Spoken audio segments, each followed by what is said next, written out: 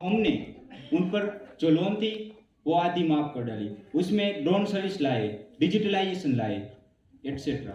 और अगर केजरीवाल जी को मैं कहना चाहूँ तो किसान अपनी जो उत्पादन है वो यार्ड में सेल कर सकता है। हमने गन्ने, गेहूं, चावल जैसे कृषि उत्पादन पे एमएसपी मिनिमम सेलिंग प्राइस तय की है, जिससे किसान अपनी जो उत्पादन है उसको यार्ड में इजीली बेच सकता है। लेकिन किसान जो है वो अपनी उत्पादन जो है वो बेच सकता था, तो फिर उनको उनका जो मुनाफा है वो क्यों नहीं मिलता था? अरे बहन जी, अगर जरूरत पड़ी ना तो हम किसानों के लिए जान भी दे देंगे। वो तो हमने पिछली बार भी देखा था, आपने किसानों की जान ली थी या दी थी? अब बात क्या कर रहे हैं सुषमा जी? देखिए, ये सारी बातें ना करें, आप संसद में सवाल कीजिए।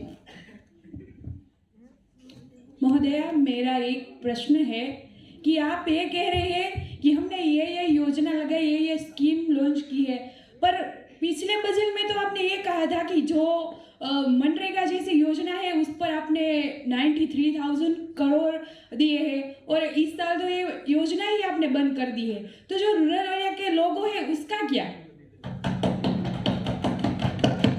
सुनिए सोनिया जी, आप ऐसा बोल रहे हैं कि हमने मनरेगा योजना बंद की, तो हम उनके बदले में आवास योजना भी लाए हैं इस साल नए बजट में। अगर इस बजट की हम बात करें तो फिर इस बजट में आप आवास योजना लाए हैं, तो फिर उससे आम आदमी का क्या फायदा होता है? अगर आप आवास योजना लाए हैं तो वो आम आदमी के लिए ज्यादा ही फायदेमंद है या नहीं है? अरे दीदी, कैसी बात कर रहे हैं? देश के अगर हम आवास योजना लाए हैं तो हम चाहते हैं कि देश के सभी नागरिकों को अपना खुद का घर मिले। वो घर कैसा टूटा फूटा? देखिए, मिल तो रहा है, वो डेवलपमेंट भी कर रहे हैं, हम उसकी भी कुछ नई पॉलिसी ला रहे हैं। वो तो हमने देखा, आपका बजट में पॉलिसी बहुत अच्छी है। पॉलिसी, ऐसी पॉलिसी तो हमने कहीं नहीं देखी। खूब बात। धन्यवाद दीदी।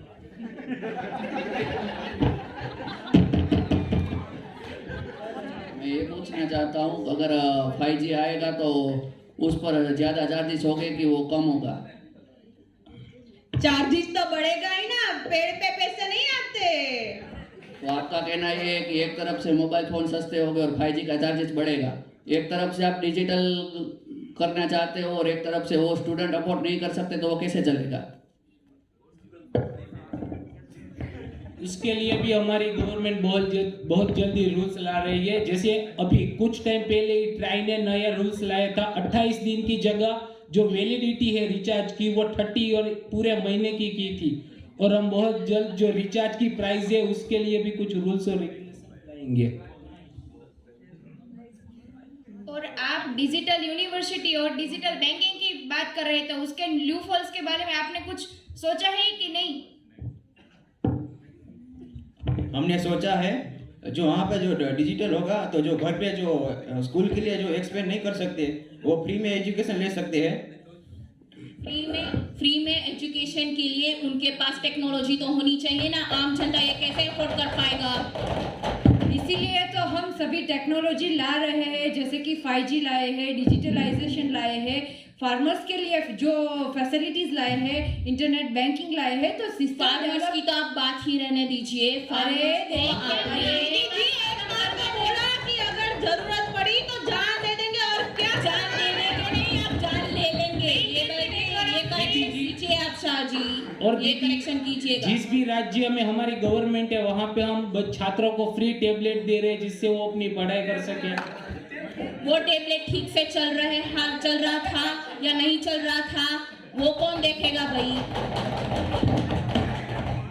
अब टेबलेट की बात करते हैं, जो अगर जो अच्छा नहीं होता है तो उसको रिटर्न किया जाता है, फिर से अच्छा दिया जाता है। और सब बजट तो नहीं चलेगा। इस चर्चा को देखते हुए मैं इस सभा को यही स्थगित करना चाहूंगी।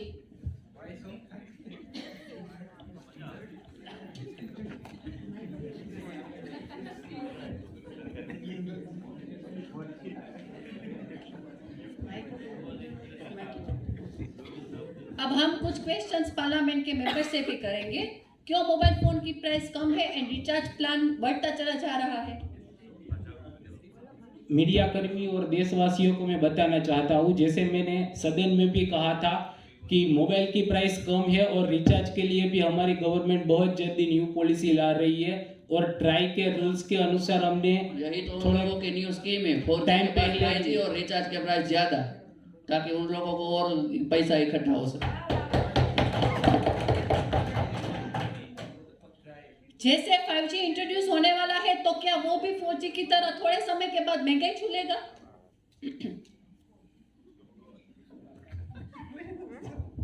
जी, 5G लॉन्च होगा इंडिया में, तभी ना जो स्टूडेंट है वो उसकी वजह से ज़्यादा सीख पाएंगे इंटरनेट के माध्यम से, ऐसी हमारी सोच है।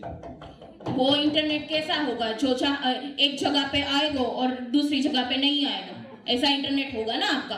आएगा सभी जगह आएगा। थोड़ा वो तो wait हम तो देखेंगे कीजिए। शाहजी, वो तो हम जरूर देखेंगे कि आपका इंटरनेट कहाँ तक आएगा। देखना देश के डेवलपमेंट से खुश नहीं है क्या दीदी आप? आएगा इंटरनेट आएगा, लेकिन इतना महंगा आएगा कि कुछ लोग ही अफोर्ड कर सकेंगे। वर्ल्ड में 8G आ रहा है, इंडिया में 5G आ रहा है अभी, इतना तो सोचिए आप।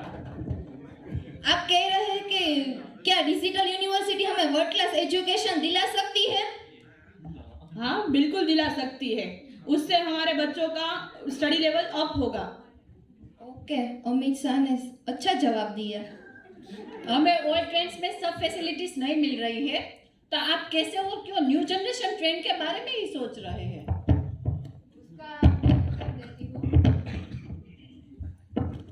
जो ओल्ड ट्रेन थी उसमें जो पैसेंजर्स थे उसको तकलीफ हो रही थी, इसीलिए हम न्यू ट्रेन्स ला रहे हैं और पैसेंजर्स के जो रिव्यू थे उसको मद्देनजर रखते हुए हम न्यू ट्रेन्स में न्यू फैसिलिटी ला रहे हैं।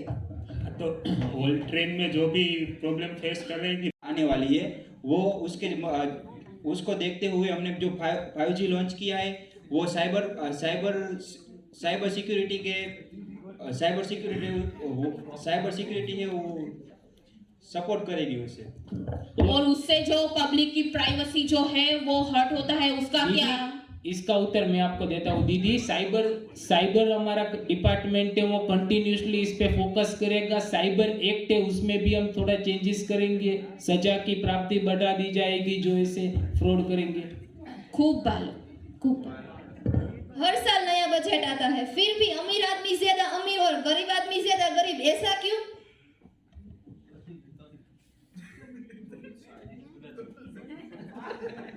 क्योंकि इन लोगों का बजट जो है हमेशा की तरह ऐसा ही होता है। आम आदमी जो है वो हमेशा ही सफर ही करता था, करता है और करता ही होगा।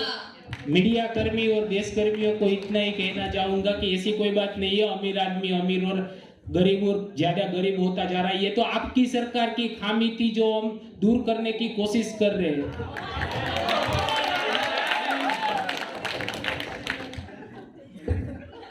हमारा सरकार का ऐसा कोई खामी नहीं था गडकरी जी, यहाँ पे हम आपको सुधारेंगे। आपकी सरकार में पॉवर्टी रेट हाई था जो फिलहाल कम हुआ है। वो आपको कैसा लगा कि आपने बोल दिया कि हमारा जो है वो पॉवर्टी लाइन जो है वो लो हो रहा है, वो आपने बता दिया तो हम मान लेंगे। अकॉर्डिंग टू द सर्वे, आप सर्वे को भी नहीं मानती ममता जी?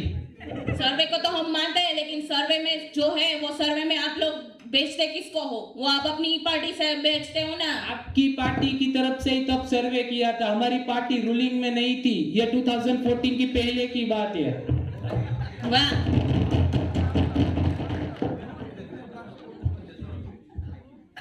तो आज का मेरा आखिरी है सवाल, अपने देश की वस्तुओं पर टैक्स कैसा? मीडिया कर्मी को बताना चाहूंगा कि टैक्स ही है गवर्नमेंट का मेन रेवेन्यू है, जिससे गवर्नमेंट अपनी इनकम जनरेट कर रही है, चाहे वो अपने देश की हो या फॉरेन की हो। इसलिए अपने देश की प्रोडक्ट पे भी टैक्स लगता है।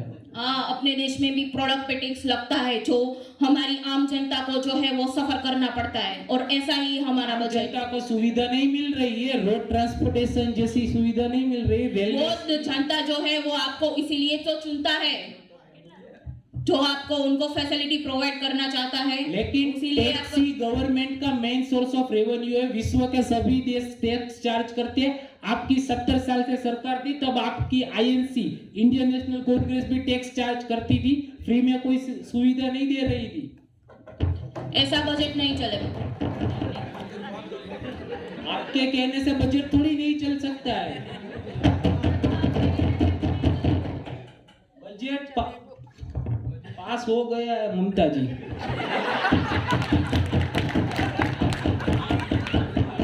अरे यहाँ तो सेलिब्रिटीज भी आए हुए हैं। आइए आइए पुष्पा जी, आपका ही इंतजार है। हाँ, आइए।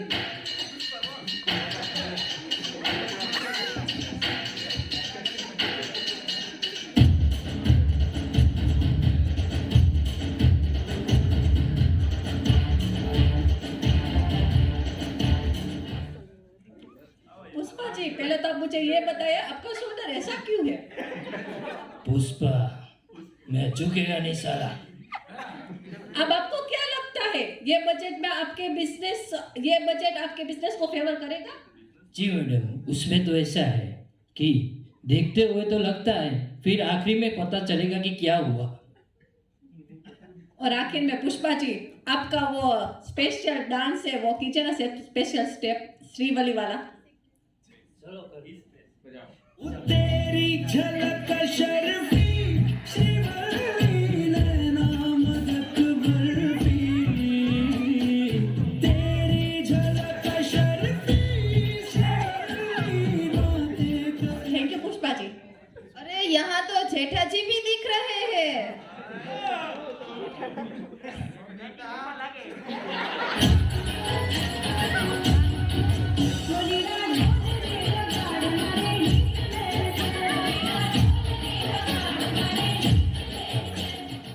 अरे जेठा जी, आपके साथ दया भाभी क्यों नहीं आई? पहले मुझे ये बताओ, कैमरा चल रहा है क्या? हाँ चल रहा है। अच्छा, दया भाभी क्यों नहीं आपके साथ? अरे दया, फेक कर सकता है।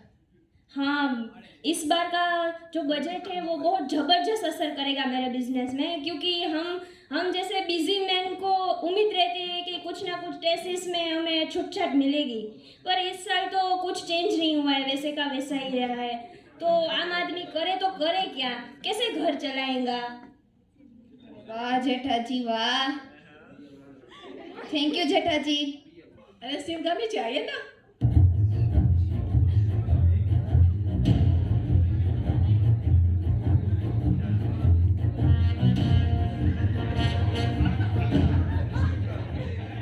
शिवगामी जी, आपका माहिष्मती साम्राज्य कैसा चल रहा है? बिल्कुल बढ़िया चल रहा है, क्योंकि वो साम्राज्य मेरा है, मेरा वचन ही है, मेरा शासन। आपको क्या लगता है ये बजट इंडिया के लोगों के फेवर में होगा या नहीं? मैं इस बजट के बिल्कुल फेवर में नहीं हूँ, क्योंकि इस बार सुरक्षा के लिए बजट में कुछ भाग नहीं दिया गया है, और मैं राजमाता होने के नाते राज्य की सुरक्षा सबसे ज़्यादा महत्वपूर्ण है मेरे लिए। और की ओर मेरा किसान है, जो उसके लिए भी बजट में काफ़ी कम हिस्सा दिया गया है। थैंक यू शिवगामी जी। अब मैं कॉमन मैन को बुलाना चाहूंगी स्टेज पे।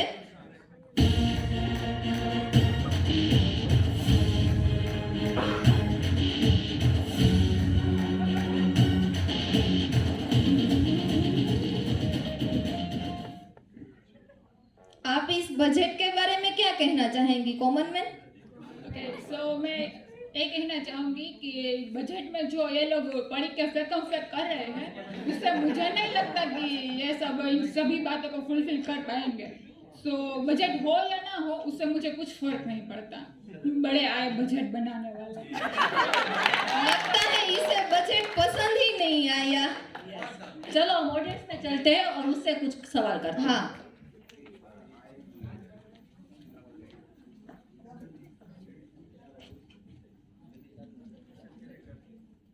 आप यहाँ पर एक समझदार नागरिक लग रहे हैं, आपका नाम क्या है?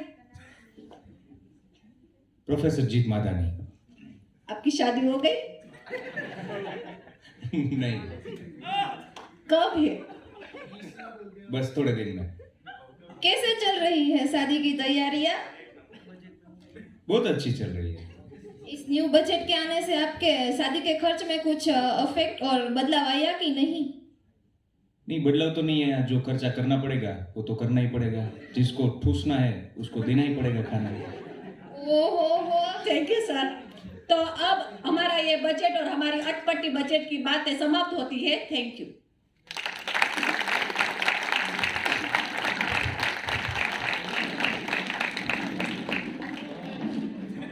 Thank you.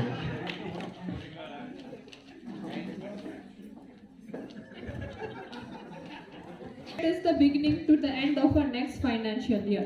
So, at last, I request Professor Viral Lavar to come and say few words. Please welcome, sir. Moment for all of you, for the MBA department and management department that organizing that wonderful events. And budget is one of the vital part of our life and individual people. So it affects in income. So we have to know that what is the recessions, inflations, and incomes and expenditures, and what it affect on in our income. So the students have done a wonderful act. So understand, so what is the importance of budget in our regular life. So I would like to thank each and every person. First of all, I would like to thank India Page and support us for these wonderful events. So other than that, we are also thankful to the engineering departments, the HODs of the different departments, and the staff, Ayurvedic departments, and the staff of the Ayurvedic departments and homeopathy departments. And the main pillar of this act is students. The students has done a wonderful act. I'm really proud because before the 2 days, it was decided that we have to done this act. And within 24 hours, the students has met the scripts, playing the roles, and within 24 hours, that is a wonderful act done by the students. So I'm really thankful to all the students and the audience sitting behind this side. And the students, I think one of the students has questioning the budgets and make the budget live. So I'm really thankful to all the students. Okay, thank you.